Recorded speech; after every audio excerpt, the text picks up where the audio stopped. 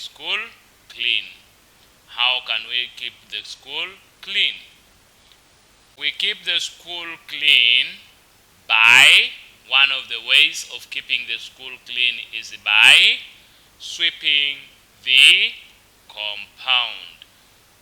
We keep the school clean by sweeping the compound. You can have a look at this. Children are sweeping the compound. Then another way we can keep the school clean is by mopping the classrooms. Mopping the classrooms. So mopping classrooms is also another way of keeping the school clean. Another way is picking rubbish. Picking rubbish around the school compound. So when we pick rubbish, we are keeping the school clean. Another way we can say is burning rubbish in the rubbish pit.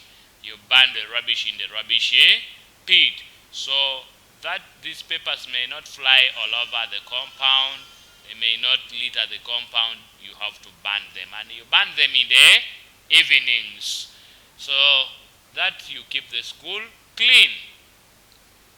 Another way is by removing cobwebs from the roof. You remove cobwebs from the roof or from the ceiling board. You use the cobweb brush to remove the cobwebs from the roof or from the ceiling board. So you can have your school clean.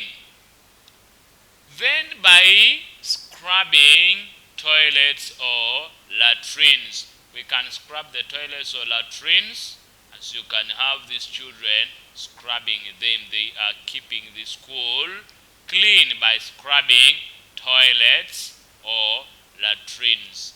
Actually, as you do that work, you make sure you are on hand gloves and gumboots, such that you keep yourself protected from germs.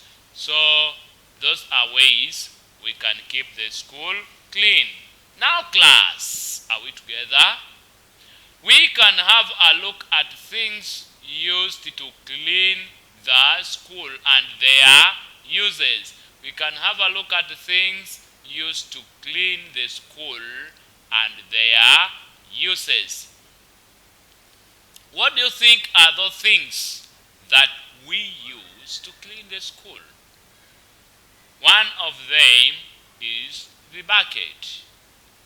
We can talk about the bucket. What do we use a bucket for? During cleaning, we use it for mopping. We use the bucket for mopping. You can put water in the bucket, then you can have your rag and you soak it in the water in the bucket and you begin mopping.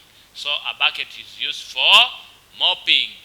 Then another thing we use it for is for scrubbing.